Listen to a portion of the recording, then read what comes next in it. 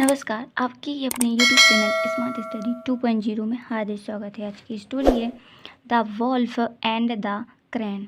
मतलब वॉल्फ मतलब होता है भेड़िया, एंड मतलब और द क्रैन मतलब होता है सारस। तो देखते हैं इस स्टोरी में भेड़िए और सारस के बीच क्या होता है। अगर आपको यह वीडियो अच्छी लगे, ये पहले तो आपको पूरी वीडियो देखना है। अगर उसके बाद वीडियो अच्छी लगे तो वीडियो को लाइक ज़रूर से कर देना। तो चलिए इस वीडियो को स्टार्ट करते हैं।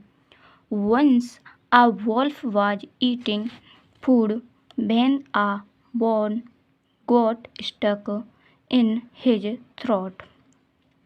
वंस मतलब तो होता है एक बार अ वॉल्फ मतलब एक भेड़िया, वाज ईटिंग फूड मतलब खा रहा था, आईएनजी लगाए तो रहा और वाज लगाए तो था, तो खा रहा था। फूड मतलब भोजन। तभी वैन मतलब तभी या फिर जब ही, उसके मतलब उसी समय। वैन मतलब तभी। आ बोन मतलब एक हड्डी। Got stuck in his throat मतलब गॉट मतलब जाकर, स्टक मतलब फंस गई, इन हिज थ्रोट मतलब उसके गले में, हिज मतलब उसके, थ्रोट मतलब गले में। तो एक बार जब एक भेड़िया भोजन खा रहा था तो तभी उसी समय एक हड्डी उसके गले में जाकर फंस गई। No matter how hard he tried, no matter मतलब यहाँ पर देखिए, नो मैटर का मतलब होता है कोशिश करने के बावजूद भी। हाउ हार्ड मतलब कितनी भी कठोर कोशिश की उसने, लेकिन उसके बावजूद भी वह, कोशिश करने के बाद भी वह उसको नहीं निकाल पाया। देखिए यहाँ पर he could not get it out, उसे बाहर नहीं निकाल पाया। यहाँ पर देखिए कुड नॉट मतलब नहीं निकाल सका, इट मतलब उसको, आउट मतलब बाहर, तो वह उसको बाहर नहीं निकाल पाया। फिर he was in desperate need of help. He was मतलब वह, वाज मतलब था, इन डेस्परेट मतलब उसको थी सख्त, डेस्परेट मतलब होता है सख्त, नीड मीन्स होती है ज़रूरत, ऑफ हेल्प मतलब मदद की, तो उसे मदद की सख्त ज़रूरत थी। मतलब उस भेड़िए को उसी समय मदद की सख्त ज़रूरत थी। He went in search of someone who could remove the bone. He went मतलब वह है, वेंट मतलब होता है गया, इन सर्च मतलब खोज में, ऑफ समवन मतलब किसी की, ऑफ मतलब की, तो किसी की खोज में वह गया मतलब किसी की खोज में निकल गया। Who could remove the bone की जो, हु मतलब जो, कुड रिमूव मतलब निकाल सके, रिमूव मतलब होता है निकालना या फिर हटाना, जो हटा सके उस हड्डी को। बोन मतलब होते हैं उस हड्डी को जो दूर कर सके, मेरे गले से निकाल सके, तो वह भेड़िया उसकी खोज में चला गया।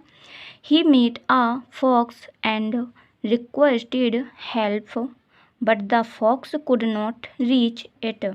He met मतलब वह मिला, a fox मतलब एक लोमड़ी से वह मिला, and requested मतलब उसने प्रार्थना की, रिक्वेस्टेड मतलब होता है उसने प्रार्थना की, हेल्प मतलब मदद की, विनती की या फिर निवेदन किया उससे मदद के लिए।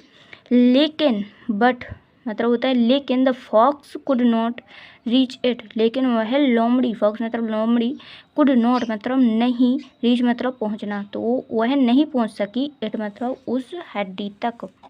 मतलब जैसे ही वह भेड़िया उस मतलब किसी की तलाश में गया कि मेरी गले से हड्डी को निकाल दिए, तो उसे एक लोमड़ी मिली। उस लोमड़ी से उस भेड़िए ने मदद मांगी, निवेदन किया कि मेरी मदद कीजिए, मेरे गले से हड्डी को निकाल दीजिए। लेकिन वह लोमड़ी उसके गले तक नहीं पहुंच पाई, मतलब जो हड्डी उसके गले में अटकी हुई थी वह उस तक नहीं पहुंच पाई। फिर देखिए आगे क्या होता है। Then he met a crane and requested for help. तभी, then मतलब तभी, he met मतलब वह मिला, a crane मतलब एक सारस से, and मतलब और, requested मतलब उसने प्रार्थना की, निवेदन किया, for help मतलब मदद के लिए, और उसने कहा, he said मतलब वह बोला, that he would reward the crane कि वह बोला कि वह इनाम देगा। देखिए यहाँ पर रिवॉर्ड मतलब होता है इनाम देना, द क्रैन मतलब सारस को, मतलब उस भेड़िए ने कहा कि जो मेरी इस हड्डी को निकाल देगा मैं उसे इनाम दूंगा, मतलब उसी सारस से कहा उसने। फिर देखिए क्या करता है क्रैन, उसकी हड्डी को निकाल देता है या फिर नहीं निकालता, देखिए यहाँ पर पता चलता है आगे। फिर द क्रैन टूक आउट द बोन एजली, मतलब उस सारस ने, क्रैन मतलब होता है सारस ने, टूक आउट मतलब निकाल ली, बोन मतलब हड्डी को, एजली मतलब सरलता से। फिर उस सारस ने उस हड्डी को सरलता से उसके गले के अंदर से निकाल लिया।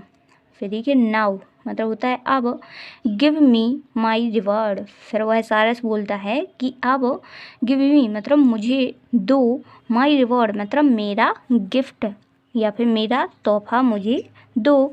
आस्क्ड द क्रैन मतलब उस सारस ने उस भेड़िए से ऐसा पूछा कि मैंने आपके गले से आपकी जो हड्डी फंसी हुई थी उसे निकाल दिया, अब मुझे इसका तोहफा दीजिए। तो देखिए यहाँ पर क्या कहता है वह सारस, You put your head in my mouth and I did not kill you, मतलब उस भेड़िए ने कहा you put मतलब आपने रखी थी, put मतलब होता है रखना, you मतलब आपने, तो आपने रखी थी या फिर आपने रखा था, योर हीड मतलब अपना सिर, हीड मतलब होता है सिर, योर मतलब अपना, तो उस भेड़िए ने सारस से कहा कि आपने अपना सिर इन माई माउथ मेरे मुँह में रखा था, इन माई माउथ मतलब मेरे मुँह में रखा था, आपने अपना सिर मेरे मुँह में रखा था, और एंड मतलब होता है और, I did not kill you और मैंने आपको नहीं मारा, डिड नॉट मतलब नहीं, किल मतलब मारना, तो मैंने आपको नहीं मारा, मैं मार भी सकता था उसी समय जब आपने अपना मुँह मेरे गले में डाला था, तो मैं आपको उसी समय मार सकता था, लेकिन मैंने उस समय आपको नहीं मारा।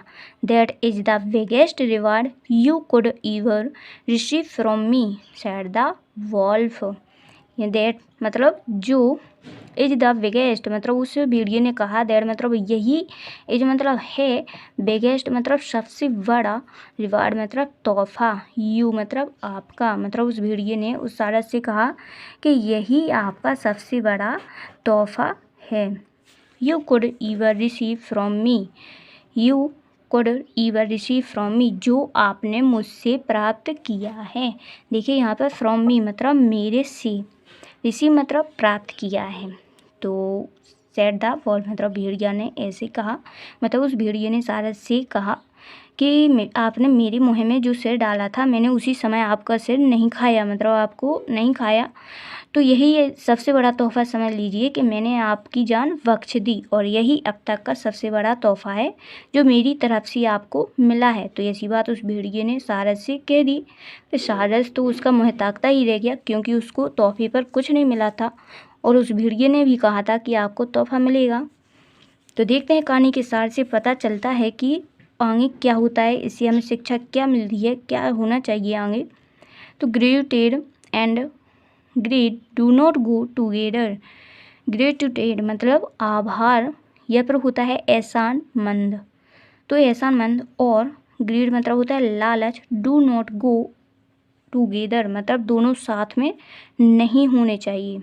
मतलब इस कहानी का सार यही निकलता है कि किसी व्यक्ति के पास अगर आभार है या फिर एहसानमंद अगर उसके मन में है तो उसे लालच उत्पन्न नहीं होना चाहिए, मतलब उसके मन में लालच पैदा नहीं होना चाहिए, और अगर उसके मन में लालच है तो उसके मन में आभार उत्पन्न नहीं होना चाहिए, दोनों एक साथ नहीं हो सकते। इसी ऐसा ही मतलब इस सारस के साथ हुआ कि उसने पहले उसकी मदद की। देखिए यहाँ पर पहले तो इस सारस ने इस भेड़िए की मदद की और फिर कहता है कि हमें अपना मेरा तोहफा दीजिए, तो इसने पहले अपना आभार किया इसके ऊपर और फिर अपने लालची होकर अपना गिफ्ट मांगता है इस भेड़िए से।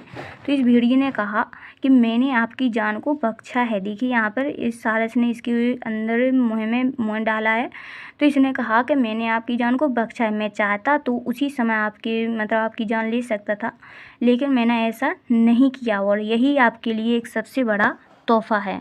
तो ऐसा जवाब देकर वह भेड़िया वहाँ से निकल गया और सारस उसका मुँह ताकता ही रह गया। तो ये इसी कहानी मतलब इस कहानी से यही आशा प्राप्त होता है कि व्यक्ति के मन में एक कुछ होना चाहिए, या तो वह आभार पैदा उत्पन्न करे या फिर उसके मन में लालच उत्पन्न हो। Thank you so much for watching.